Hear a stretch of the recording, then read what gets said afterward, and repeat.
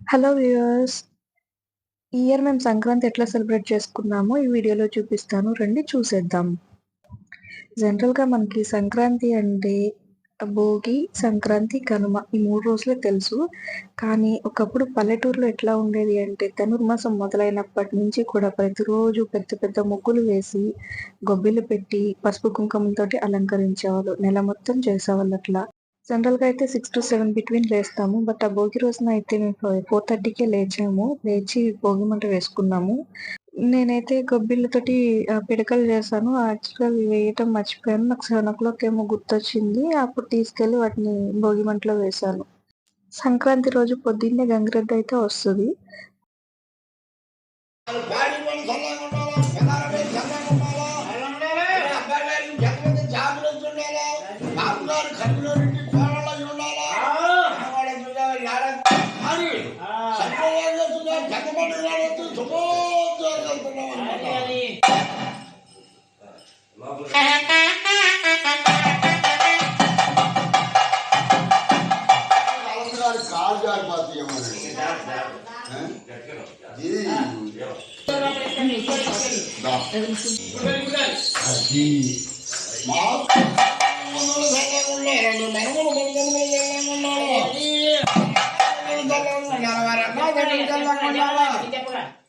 రాముడు లక్ష్మణుడు అర్జునుడు సర్వరంగ ఆంజనేయుడు బుద్ధుడు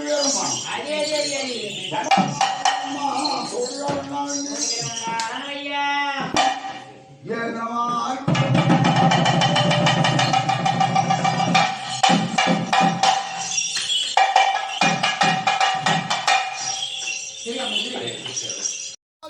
అబ్బాగారి పిల్లలు రేడిలో పలుకుతున్న మూడు చందాలు మాత్రం బొక్కలో కొంట పట్టాలి.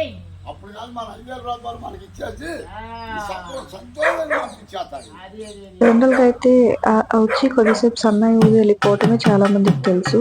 మాకెట్లా అంటే పొగిడించటము అని ఉంటుంది. కొంచెం పొగిడించిన తర్వాత కొన్ని యాక్టివిటీస్ కూడా చేయిస్తారు. ఎవ్రీ ఇయర్ మిడిల్ ఏజ్ వాళ్ళు వచ్చేవాళ్ళు. ఈ ఇయర్ అయితే పెద్దాయన వచ్చారు. ఈయన నాగస్వరం అయితే ఆల్మోస్ట్ 3 మినిట్స్ కంటిన్యూస్‌గా ఊదారు. సో ఇంకా అందుకని వీడియోని కొంచెం లెంత్ అయినా పర్లేదు అని చెప్పి దాన్ని కూడా ఇంక్లూడ్ చేశాను.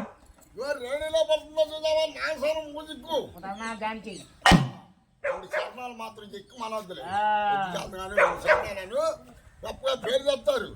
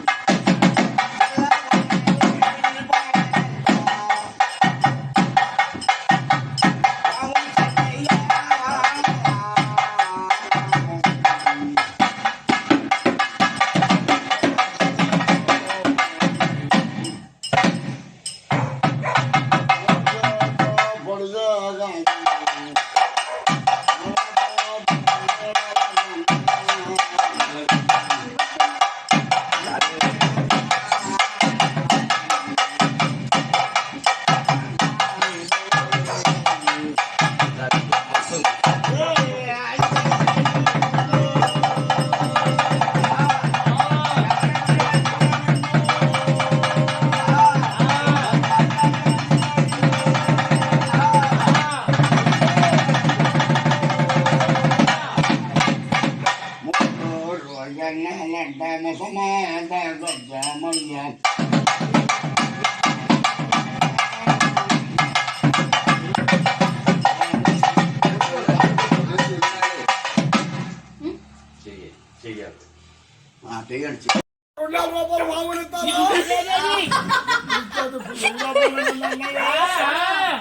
గంగిరెద్దులని ఏడాది సాయం వస్తారు మీ ఇంటి ముందు జ్యోతమ్మ గారు అన్నారు జ్యోతమ్మ గారు 2000 ఇస్తారా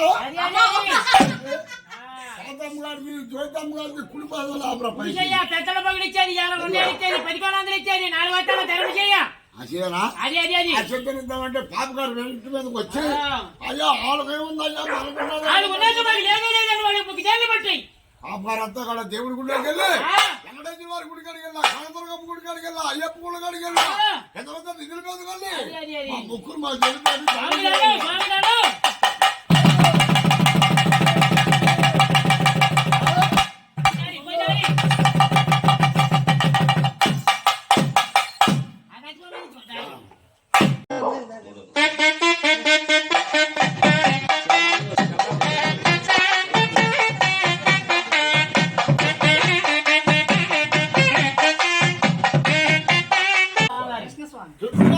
పవనమ్మ గారు ఒక మాట ఆలోచించుకొని సంతోషంగా చూసావా మనకడ 700 సంతోషించారు గారికి పవనమ్మ బంగారు చాలా వర్తాలు రావడం బంగారు పెట్టాడు బాలకావులు కలిగి లక్షణ హనుమానుడు అర్జునుడు ఆంజనేయుడు ఉయ్యూరువేరమ్మ పెడలో పగడమ్మ ఆగిడి వేల సౌరాత్రి బంగారు చెప్పుగా ఈ ఊరు భద్రమ్మ మాలచ్చమ్మ తోడుగా చదివినెత్తుండి చేయాలెత్తుండి రామరామ తోడుగా ఉండాలా మనకి రేపలు పడతానా ఆ ఇంట్లో ఎప్పుడు కాడ చూసావా నోటలు లేదు క్యాన్సర్లు పోయి ఉండాలా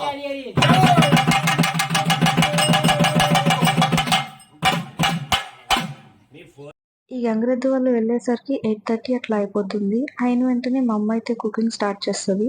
ఎవ్రీ ఇయర్ కామన్ డిష్ అనమాట. పాలన్నం, పులిహోర, కేసరి కొంచెం ఎక్కువగానే వండుతుంది. ఇవన్నీ వండుకున్న తర్వాత తాతయ్య నాన్నమ్మ సమాధుల దగ్గరికి వెళ్తాము.